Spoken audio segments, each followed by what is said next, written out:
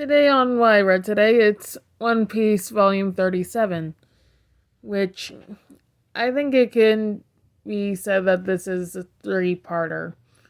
The first part is Cypherpole wrapping up their motives and exposition from Volume 36. The middle is Frankie essentially yelling and beating up Usopp for being a bit of an idiot and going and explaining the story of the Clubotterman. And the last part of it is Frankie's backstory with the story of Tom.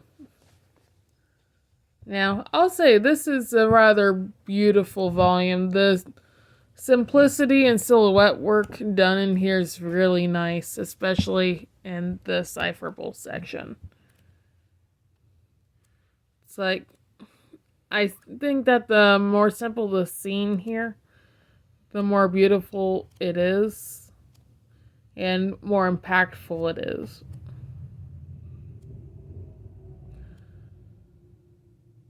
There's a lot of scenes in here which are not as detailed, and they're filled in solid color.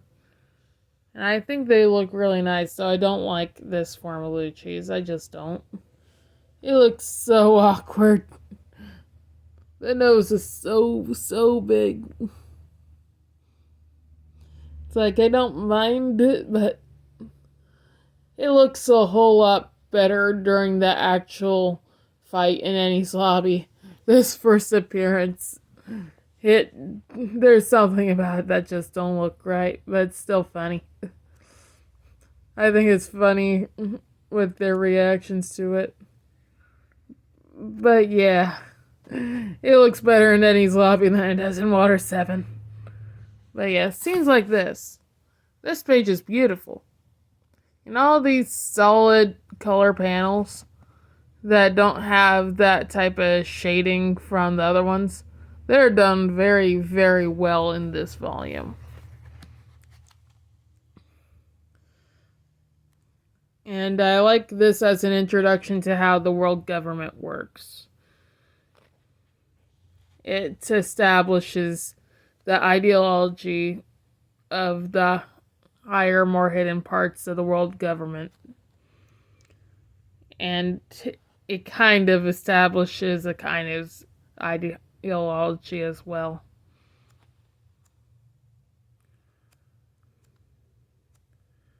We get a little bit further on, we get to the Frankie just talking to Usopp, beginning to like him, and then chewing him out for all of his dumb decisions from the last volume.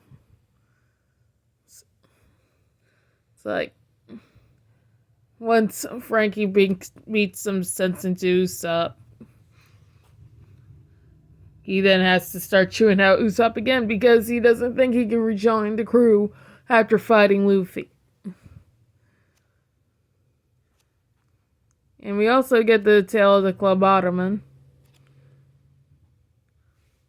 which was seen in Skypiea. It wasn't explained back then, and I think it was only 1 or 2 panels, but it explained why the Mary wasn't completely wrecked and was still able to make it all the way to Water 7. Then we get to Cypherpole showing up, just stomping all over Frankie's memories before the backstory starts. This backstory really makes me like both Frankie, Iceberg, and Tom. I like them all. We also get to see Kokoro in her younger years. Throughout this backstory, it shows Frankie growing up, and it takes him till the very end of it to learn responsibility. But also something that's not quite looked at as much is Iceberg, because as many problems that are caused to Water 7 by pirates raiding and stealing supplies, the other half of the problems in Water 7 are because the many competing shipbuilding companies all kind of going at it against each other and tearing each other down due to the lack of supplies. So there's two problems: the many shipbuilding companies and the supplies being systematically taken away by pirates. So Iceberg's dream was to unite all the shipbuilding companies in Water 7. And we get to see how that played out as he managed to get everything done in modern day, while Frankie's still building towards his dream of having a ship sail across the sea. Well, his own ship, and being able to ride on it all the way throughout the seas. We get to see the backstory of Tom and how he made Roger's ship.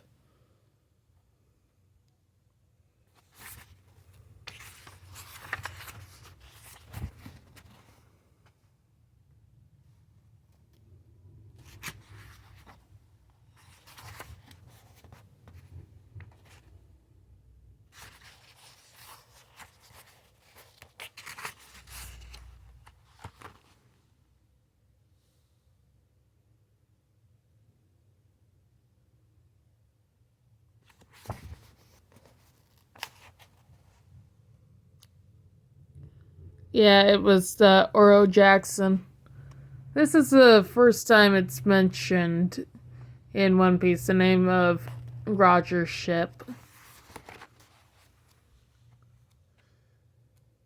It's been so long since I've had to read about that.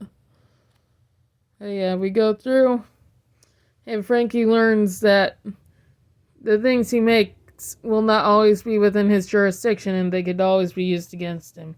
And he learns the responsibility that Iceberg's been trying to slap into his face for his entire childhood. We get to the end.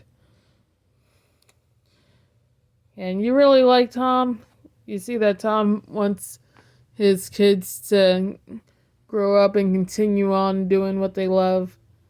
And then he pretty much dies as a martyr at this point.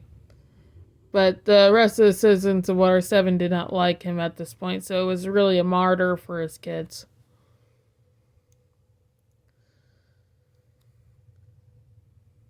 I wish we got a little bit more time with him. Because while I like him, he didn't have enough time to himself to establish himself as a character instead of a slightly more fleshy plot device.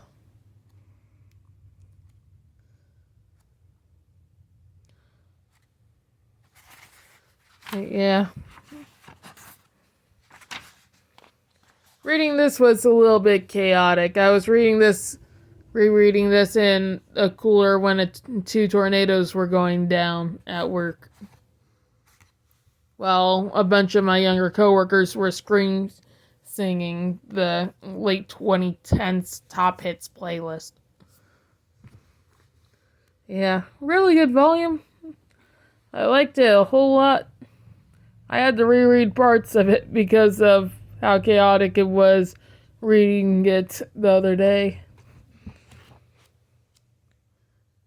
It was a very beautiful volume, too. Overall, this volume is an easy 9 out of 10.